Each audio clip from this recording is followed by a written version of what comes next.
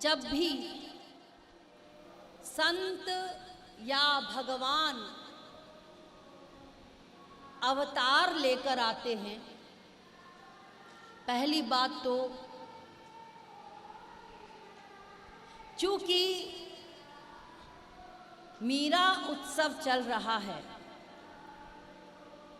यानी मीराबाई के विषय में जानना, उनकी चर्चा करना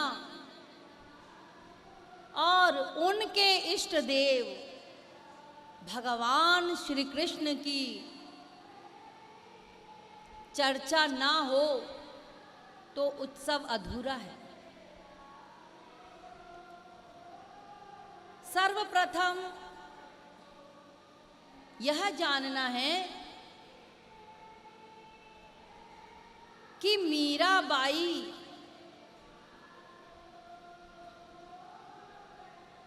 का वास्तविक परिचय क्या है।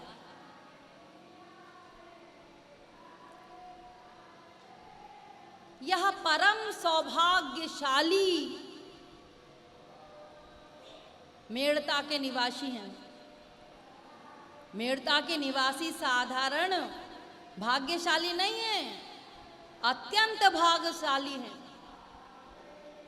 भाग्य की सराहना नहीं की जा सकती। ऐसा आप लोगों ने अनेक संत रूपी बाबा जी आए होंगे, सबने यही बात कही होगी, दोहराई होगी, बताई होगी।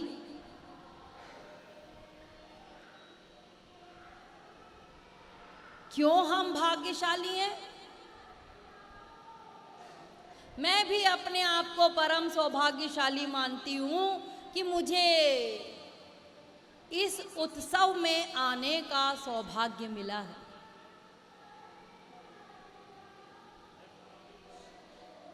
उनकी जैसी भक्ति,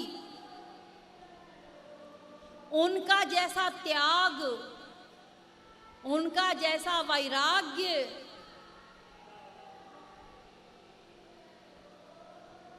कि इतिहास में नाम हो गया।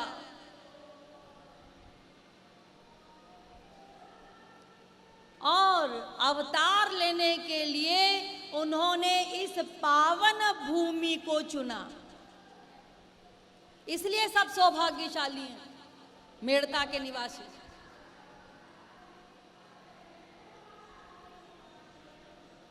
उन्होंने अवतार लेकर, देखो जन्म नहीं हुआ, अवतार लिया। जन्म किसका होता है? जो माया के अंडर में रहता है, जिस पर माया व्याप्त है,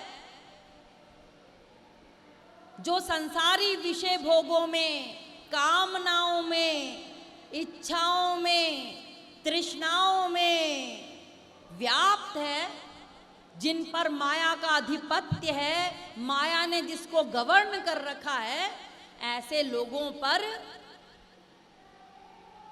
माया हावी है ना। वे लोग 84 लाख में घूमते हैं, लेकिन जिन्होंने उस पर तत्व को पा लिया, मीराबाई जी ने, वे लोग अवतार लेते हैं, प्रकट होते हैं, जन्म नहीं लेते। तो मीराबाई जी का अवतार था। और पिछले कृष्णा अवतार में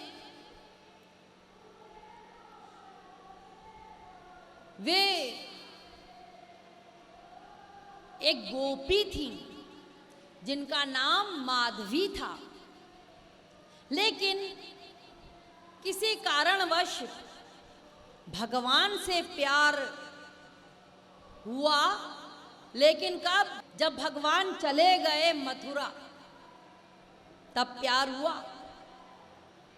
तो बड़ी बलवती इच्छा थी भगवान का शब्द स्पर्श रूप रस गंध पाने की। चंपक लता सखी ने इन्हें वरदान दिया कि तुम कलयुग में आना, तब मैं तुम्हारी सहायिका जो होती है दासी, इस रूप में आकर के तुम्हारी सहायता करूं, तब तुम्हें कृष्ण भक्ति, कृष्ण प्रेम प्राप्त हो। और वे मेड़ता में उनका अवतार हुआ, अवतरित हुई। इसके पश्चात उनके जितने भी क्रियाकर्म थे, बचपन से ही संतों का सानिध्य मिला, क्योंकि दूधा जी भक्त थे भगवान के। नित्य उनके यहाँ पर सत्संग हुआ करता था, संत इत्यादि पधारते थे, जिनका सत्संग सुना करते थे।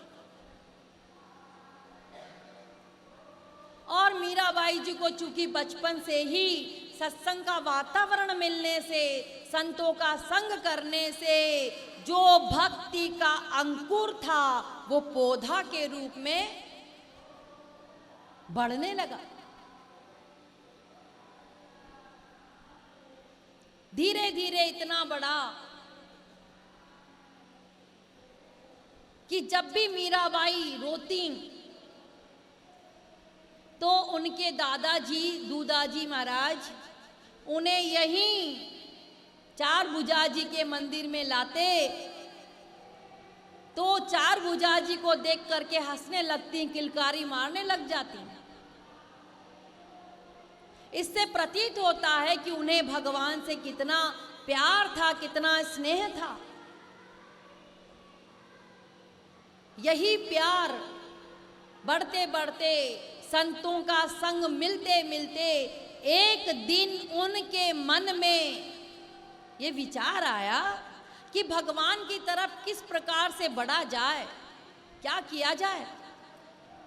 तो उन्होंने एक संत का प्रवचन सुना था, जिन्होंने महाभारत के ऊपर प्रवचन दिया, और जिसमें बताया गया कि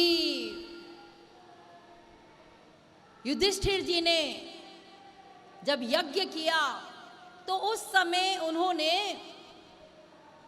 भगवान श्री कृष्ण को जगत गुरु बना करके प्रस्तुत किया, जगत गुरु बनाया, और अनेक प्रकार के तर्क दे करके सिद्ध किया गया कि भगवान श्री कृष्ण के अलावा कोई जगत गुरु नहीं हो सकता। कृष्णम वंदे जगत गुरुम। तब मीराबाई ने जब ये सुना तो वो मन ही मन सोचने लगी कि ठीक है, मैं भी भगवान श्री कृष्ण को ही अपना गुरु रूप में वर्ण करूंगी।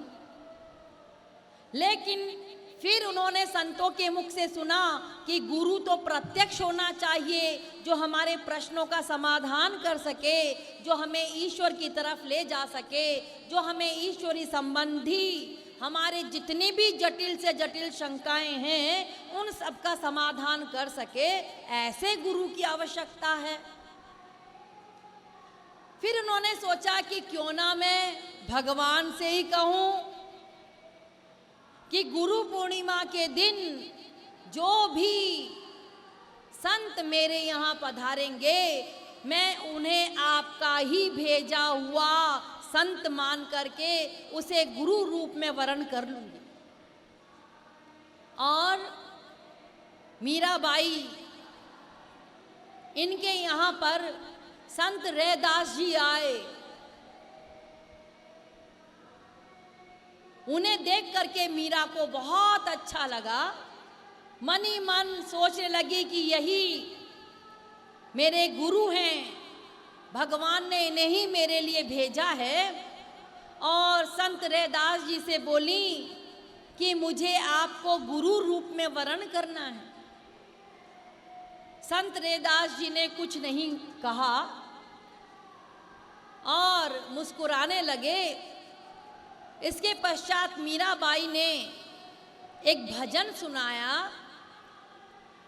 उस भजन में इतना दर्द था, इतनी तड़पन थी भगवान के लिए कि उस भजन को सुन करके संत भक्त रैदास जी की जो भीतर भक्ति भरा था रैदास जी के अंदर, हिडोले मारने लगा और वो भी छलक पड़ा आंसुओं के रूप में। संत रैदास जी ने दूधा जी से कहा कि तुम्हारे घर में साक्षात गंगा जी पधारी हैं, जितना इनमें तुम गोते लगाओगे उतना ही तुम भगवान के निकट जाओगे।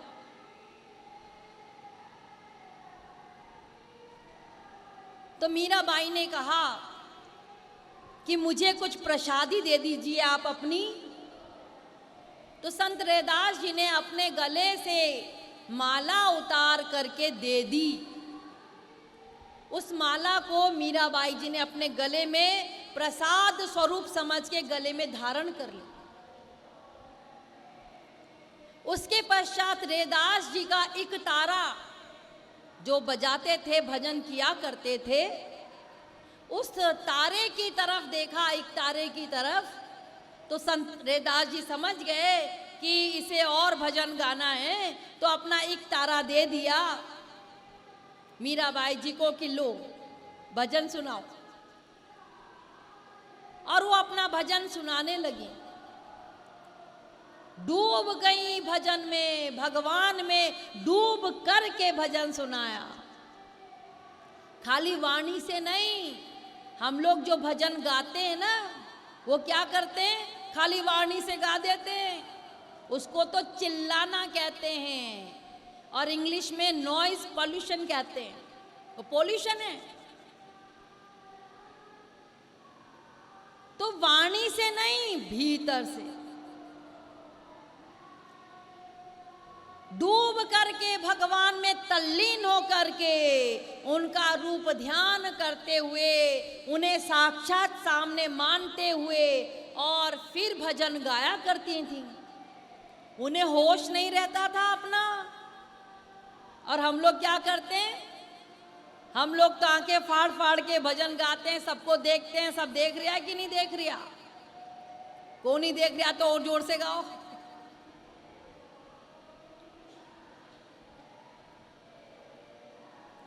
उन्हें अपने शरीर का होश नहीं रहता था।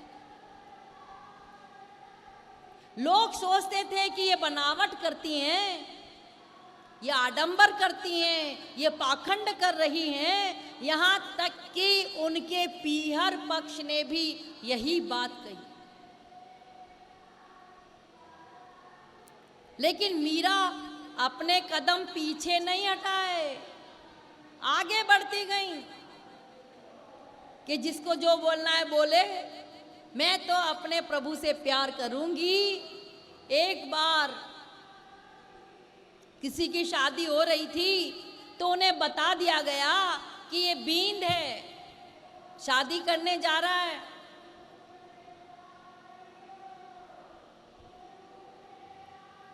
तो मीराबाई ने पूछा मेरा बींद कब आएगा। उसे बड़ा अच्छा लग रहा था, शादी हो रही थी। अरे बूढ़े हो गए, दांत नहीं है मुंह में, उनको भी बड़ा अच्छा लगता है शादी देखते हैं। खा एक रोटी नहीं सकते, एक पूड़ी नहीं खा सकते, लेकिन जाते जरूर हैं शादी में। क्यों जा रहे हैं भाई? हैं शादी है भाई, जाना पड़ेगा। अरे भाई हमारा प्रवचन है, क्यों जा रहे हो, रुक जाओ। अजी नहीं जी शादी है, ब्याह है। तुम्हारा हो गया? हाँ जी हो गया। सुखी हो गए? अजी नहीं जी बहुत दुखी रहे। तो दूसरे के यहाँ क्यों जा रहे हो? कि चलो अपन तो फंस गए, अब दूसरा फंसने जा रहा है, उसमें लड्डू खा के आ जाएं।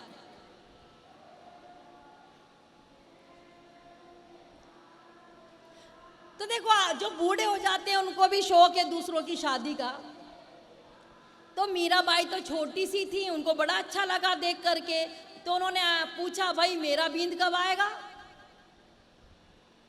तो झालीबाई जी ने कहा कि तेरा बींद तो यही है, एक छोटे से ठाकुर जी की मूर्ति थी पीतल की, जो उन्हें एक संत ने प्रदान की थी। तो उन्होंने कहा तेरा बिंद यही है, ऐसे बहलाने के लिए कह दिया। लेकिन मीराबाई ने विश्वास कर लिया, अच्छा यही बिंद है, और बिंद की तरह सजाने लगी, प्यार करने लगी, दुलार करने लगी, और इतना अधिक भीतर बैठा लिया इस बात को कि जब उनकी स्वयं की शादी हुई, ब्याह हुआ, तो अपने पति भोजराज से बोली कि भाई मेरी तो शादी हो चुकी है। किससे? अरे गिरधर गोपाल से। मेरो तो गिरधर गोपाल दूसरो ना कोई, अब कोई दूसरा बिंद नहीं हो सकता। यहां तक कि यही प्रश्न अपने दादाजी दूदाजी से भी किया कि दूदाजी एक बात बताओ दादू बाबू साहब कि बिंद कितने होते हैं?